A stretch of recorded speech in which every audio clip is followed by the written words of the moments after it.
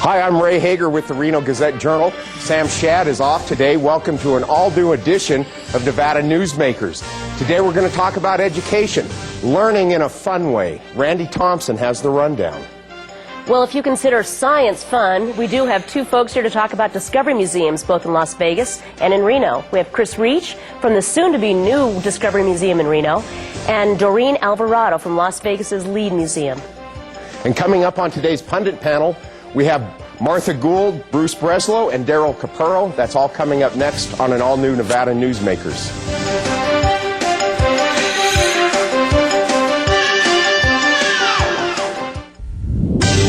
You are watching Nevada Newsmakers.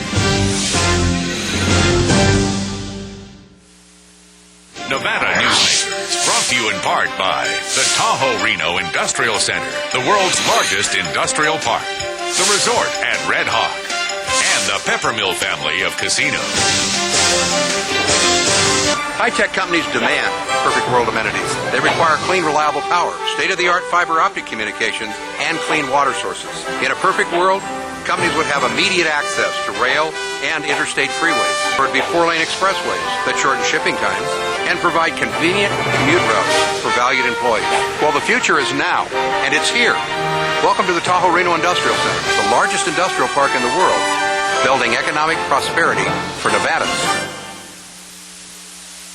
When making your decision as where to play golf, consider the resort at Red Hawk.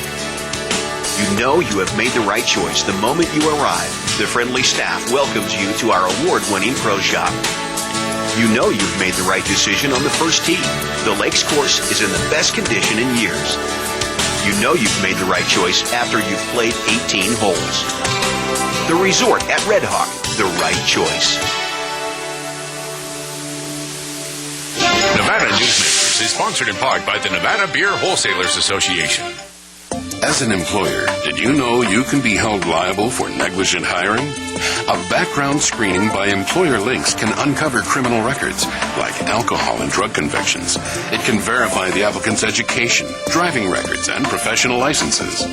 Employer Links can check civil records, registered sex offender records, and Social Security fraud. Hiring the right person shouldn't be a gamble. Call Employer Links. Employer Links, protecting your investment. I tell you, John, this industry has really changed. Tell me about it. You seem to do pretty well last year. What's your secret? No secrets. Although I'll tell you something. The smartest thing I did was sign up with Pro Group Management. Really? Yeah, they do workers' comp, right? Yeah, their services are great. And get this, they saved me 30%. I've heard they saved others 50%. That works for me. Pro Group Management. Finally, workers' comp that works for you. And now, back to Nevada Newsmakers. Welcome to Nevada Newsmakers. I'm here today with Randi Thompson, and our first guest is Riche of the Nevada Discovery Museum in Reno. Welcome, Chris. Good to have you. Good to be here. So now yours is a fairly new museum. Actually, it hasn't even started to be built yet. You guys got the City Hall. Congratulations. Thank you. And what is now the status of the project? The key next steps right now are really to formalize what exactly should be inside the museum. What are the programs and exhibits that are really going to be unique to our area and really excite the local population and deliver on the educational objectives that we have for the museum. That's our major next step. Now you're looking to not compete with the school system, but actually to supplant exciting and scientific projects. What is this based on? I mean, are there other museums in the country that are doing this kind of stuff? There's almost 300 right now, in fact, across the U.S., and there's more around the world. They've been around for over 100 years. And so there's a long track record of forming partnerships with educational institutions, the communities, for both the business and the residents, as well as tourists. So it's really a very established and proven concept. You know, this new Discovery Museum is not that far from the Nevada Museum of Art or the Auto Museum, and I was wondering if you could tie all these three together as like a package to bring more tourists to town. That's an excellent point. One of the things that's so exciting about the City Hall, not only that it saves a lot of money to the project in order to get it going because it's an existing building and that it has space for expansion, it's really its location. It's right in line with, as you pointed out, the Automobile Museum, the Art Museum. It's also very close to the library. It's almost as you look downtown and draw a circle and include the ice rink and the theater and the Whitewater Park, you get this amazing activity area where people can go down, families, tourists, residents, and do a lot of different activities all within walking distance. So it's really spectacular from that front. And then what you're able to do is actually form some of the partnerships so we can go to the different hotels and casinos and area organizations and be able to do city pass type ideas, which some other cities have done very successful, which is you come into town and for a small amount of money you get access to everything. Okay. And now you exciting. basically have 2 years to raise $1.8 million to secure this building. Another company is holding it for you until then. Is that correct? I mean, the project itself is more expensive. We're targeting 10 to 12 million to get the whole thing up and running. The building itself, though, is an outstanding bargain. 1.8 million for almost 2 acres, an existing building downtown is spectacular. It saves us 5 to 7 million off the cost of the project just by having this to start with. So we're really excited about that. Panettone Development actually made that possible. They really stepped up to the plate on that. And we do have 2 years in order to raise the money and buy it from them. And we have the option to extend that time if we need to. What they want to do is make sure that we're able to focus resources where we need to focus, so all of a sudden paying them back doesn't delay everything else. But it's just a wonderful opportunity they made available to us. Well, are you getting good support? Are there people out there that want to participate financially in this? Yes, we're still very early on, and one of the things we've done is really try to get all our ducks in a row before we go out and ask for money. So we're starting our funding study, the master plan process. That way we can go to potential partners and donors with a really clear idea of here's what this is going to be and here's the various opportunities that you can help make happen and shape based on your own interests. And so we haven't started that process yet of going to them. That'll probably start in January or February. And then we have roughly 2 years from that point. Okay, now the legislature convenes again in 2007. That's soon? Oh, sorry. Well, it's only 2005. I know, it's way too soon. Can you hope for any state funding? I mean, the state did give $250,000 to the Discovery Museum in Las Vegas. I think it was in 1997. So can you get state funding for this Discovery Museum? Many states and cities around the country have done a lot to support their children's museums. We're building a plan right now that isn't dependent on state funding, but there's going to be a lot of opportunities for expansion, for sponsorships, for programs that the state may very well be interested in helping enable. And so we will approach them as the time becomes appropriate. Is this museum, is it in Senator Raggio's district or Senator Townsend's? It's in Senator Raggio's. Okay, well, there you go. That helps a lot. So in looking at partnering with Washoe County School District, I imagine, every grade level has a different type of scientific program. Are you looking at specific grades? Are you looking at pretty much, birth to 18? What are you kind of targeting? Well, much like people write a book for a 6th grader. That's pretty much all books are written to that level. That's the target, but they appeal to a much wider range. Children's museums focus from the 0 to 12 area. And what that does is that hits the critical development period for all these children, and it provides a great resource for their families. It's one of those interesting situations where it's so much fun just to go that you forget it's so beneficial long term. And so what you find is that teenagers come and they volunteer, they go themselves with their family. Grandparents are a huge driver of the increase in traffic to children's museums. Attendance has tripled in the last 10 years. And so it's really something that's coming into its own around the country. 2 dozen have been opened in the last, I think, 3 years, and there's 70 in the planning stages. Wow. It's just incredible. Well, we talked about this yesterday in preparing for this, and we talked about how so many scientists now talk about going to a museum as a kid is what inspired them to be a scientist. And we kind of discussed that that's probably the intent, not maybe the underlying intent of this. Well, and that's really a core focus. Our mission is to instill a lifelong lesson around curiosity, creativity, and understanding. If you can instill those traits in our children, that'll carry them through decades of dividends to society and to themselves. And you do find that. I mean, people, they remember when they went to the Exploratorium the first time, or the Brooklyn Museum, which has been around for 105 years, and they want their kids to go there as well. And then you also find a lot of academic professionals are realizing the power of informal education to really help drive in the classroom success as well as life success. Okay. So it's great. Chris, we thank you for coming on today. That's all the time we have right now. We'll be right back after this. Take a look at the Discovery Museum in Las Vegas. For a videotape copy of any Nevada Newsmakers program, call 775-857-2244. The tapes are $20 each, including shipping. My family started this business 27 years ago. We work hard to serve our customers and our community. But it's getting harder and harder to keep the doors open. For example, our workers' comp is going through the roof. Isn't anyone on my side anymore? The Retail Association of Nevada is. If you're a small business owner, we can cut your workers' comp by up to 50%, lobby for your interests, and keep you informed. Put us to work today. If it's fun, it's here at the Peppermill, the $100,000 video-themed slot celebration, with more winners each week, 100 random winners every Monday and Wednesday, and more cash prizes, $6,000 random drawings every Friday, plus chances to win up to $1,000 in free slot play on Mr. Money's Challenge. You'll have more fun with the Peppermill's video-themed slot celebration, now worth over $100,000. The slots that rock are at the Peppermill. Where are you winning?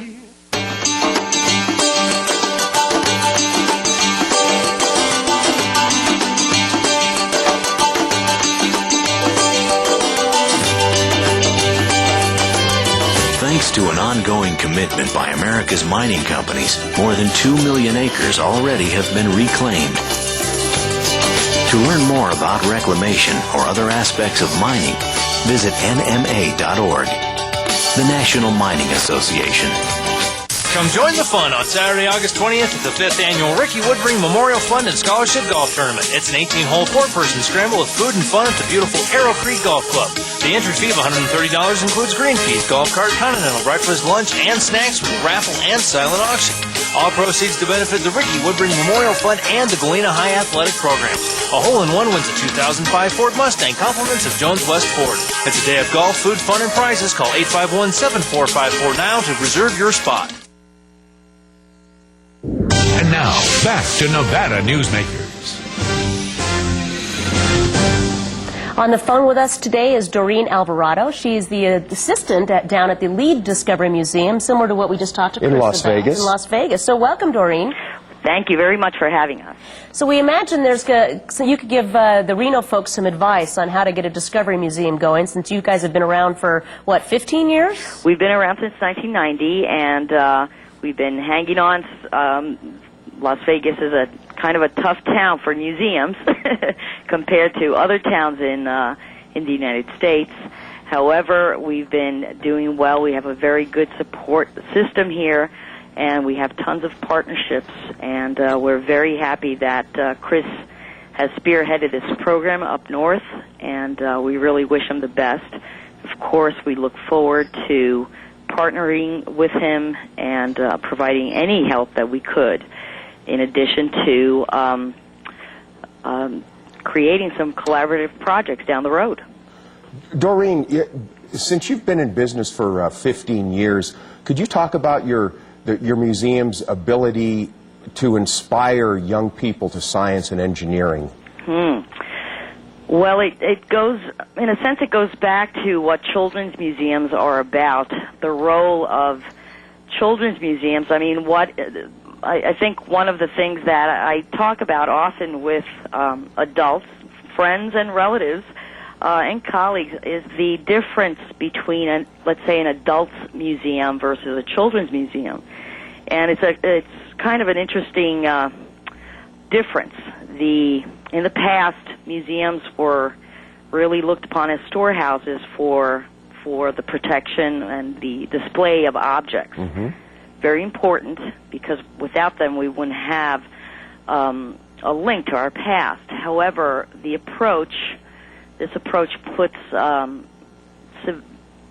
limits, really, on the contributions museums can make to understanding the world, and especially for kids, it's pretty intimidating when you're told not to touch and to look and pay attention, especially if you're a non-reader. There are lots of non-readers that start out as non-readers, actually become quite adept at reading and picking up a book and researching it. But there's a big audience out there that could really use some help in head starting. And that's what children's museums are about. Like no other museum, they provide, the spotlight is not on history or science or art. It's on audience. It's on its audience and how individuals can use whatever talents they have to learn about themselves, understanding human differences and similarities. Interesting. So yours is a lot more interactive than the normal museum, and providing kids the ability to touch. If you go to any place in the world now, it's an international field. If you hear of a children's museum, those are key words, hands-on. A hands-on approach to learning gives kids a sense of control of their own environment, and in that they get a sense of self, they develop a sense of confidence, and esteem grows from these typical experiences. And that's why the hands-on approach, the looking at exhibits from the inside, you'll see a lot of museums that have children's museums, and other museums have followed in step with this, have done, let's say, exhibits where you have cross-sections of let's say a fire hydrant. How does a fire hydrant look inside? Well, that type of approach has really opened up a different style of learning. That's what we call informal learning. And it also teaches teachers to pay attention to, everybody knows the kid that did not get it in school. The it is kind of ambiguous. So we train teachers that the problem may not be the kid who doesn't get it, but maybe it's the material that we're using or how it's presented. So children's museums generally challenge that formal approach. Okay. Yeah, that makes sense. Doreen, do you have any working partnerships with the Clark County School District with your museum? We have a ton of partnerships. The school district is a foremost partner with, we do exhibits with them on an annual basis, a couple of times a year. In addition, we have in the past, and because of funding, we had to scale back, unfortunately, this year, but we've done teacher trainings for the school district, and they've provided us, we've worked collaboratively on curriculum development as well, and that just makes us, and hopefully them, that much stronger. That's great. We look forward to talking with you again, as well as we move into this the museum up in Reno. And we thank you for joining us today. Thank you. Good luck to you. Thank you very much, and thank you for including us. You're and very hopefully welcome. you'll get some funding from the legislature in there 2007. Of course, your museum isn't in Senator Raggio's district, so you might have a little trouble. But up here, we're going to get some money. Pocket change. We'll be right back on Nevada Newsmakers. This is Nevada Newsmakers. For more than a decade, the Southern Nevada Water Authority has been helping the community embrace conservation as a way of life. That includes replacing more than 50 million square feet of grass with water-smart landscaping. During the worst drought on record, watering restrictions and tough landscaping codes have reduced the community's water use by billions of gallons, even as thousands of new residents were moving into Nevada. That's smart water management, and that's our promise to Nevada. When making your decision as where to play golf, consider the resort at Red Hawk. You know you have made the right choice the moment you arrive. The friendly staff welcomes you to our award-winning pro shop. You know you've made the right decision on the first tee. The Lakes course is in the best condition in years. You know you've made the right choice after you've played 18 holes. The Resort at Red Hawk, the right choice. So, who do you use for workers' comp? Pro Group Management. Ah, I've heard some good things about them. Oh, you bet. Employee background checks, safety training, claim seminars. Oh, and here's the great part. If you have an issue, they work for you, not against you. Sounds perfect. And expensive. Well, that's the best part. They saved me 30%. I've heard they've saved others 50%. Works for me. Pro Group Management. Finally, workers' comp that works for you. And now, back to Nevada Newsmakers. We're going to grill you, Bruce. We're back at Nevada Newsmakers with an unruly pundit panel as normal. We have Bruce Breslow, the Vice President of CB Richard Ellis, Martha Gould, political activist, and Daryl Capurro, the Managing Director for the Motor Transport Association. So we're going to start, obviously, with education. That's what we just talked about. And Martha, your experience in education. It must be exciting to see this Discovery Museum coming to Reno that's focusing on kids, but it's nothing new in Nevada, this kind of partnership with museums, is it? No, the idea is not a new one. The fact that we are finally moving in the direction of doing a children's museum is a plus. And I hope the powers to be, I call them the downtown boys, understand that this is a plus in terms of tourism. Because families come, there's something there for the kids other than video arcades. The partnerships with the library, and they forgot to mention the fact that there is a partnership with the libraries. And this goes back to the Institute for Museum and Library Services. It was created in 1996 when I was on the U.S. Commission on Libraries and Information Science, and we worked very hard on bringing that to pass. That means that the cooperative programs between libraries, schools, museums opens up a world of funding. Yeah. And if you look at the Verdi branch, which is the Department of Wildlife, the school district, and the library, there you have it. Yeah. Well, now, Bruce, when you were mayor, you tried to get something like this done. You're a man ahead of your time, as always. You were a good mayor, Bruce. You were a great mayor, and he's still a good guy, too. All that for $20. I don't know if he's a great mayor. My mom liked him. I think he's a great mayor. Anyway, but you we worked with the Exploratorium in San Francisco, and it came down to corporate funding and getting people to sponsor the exhibits, and at that time there was not the will to do it. I'm glad there is now, and we'll give them any support and any of our knowledge that we can to help them get going. And you see this as a good thing, Daryl, to kind of help kids get into engineering and science, because it seems like the school system isn't as strong as it could be in that department. Well, I think so, and I think the point that Martha mentioned about something for the tourists with their kids to be able to see, I think that's an important aspect of it, too. Goes right in with other things that are being developed in Reno now. Okay, let's change the subject for 1 minute. We have some news out of the governor's office where Press Secretary Greg Bordelin is going to work for Henderson Mayor Jim Gibson as he mounts a supposed campaign for governor. Yeah, it's obviously going full tilt if Bordelin's going over there, and he's sharp. This month everything's going to happen. You'll see, Gibbons will get in, Gibson will get in, and then the people who've been using their names to kind of get a little extra publicity are going to back out, and you'll see the race actually start. You know what really kind of concerns me is that it's plausible that we could have a general election with a Gibbons versus a Gibson, and I really think that has a lot of potential to confuse a lot of voters. Martha? Actually, there might be two Gibbons if Don does indeed run for Congress. Oh, she's running. Well, I don't want to. It's easier to say than Sferaza when there were three of them running in the same dynasty. Now the Gibbons dynasty. I think that this is going to be a fascinating political year. I am delighted that I can just sit back and watch the circus. Mr. Gibson is an interesting entry to this race. Yes. I'm old enough that I go back to where I worked with his father. And I did also. He was majority leader in the Nevada Senate.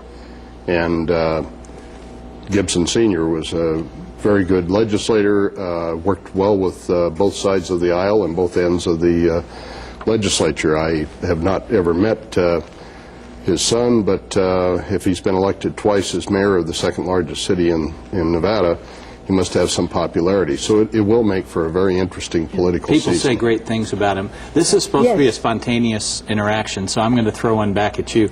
Randy, you're running for something. It's 2 years from now. What's it going to be? I have no idea. You run for something every 2 years. What's it going to be? That's not fair.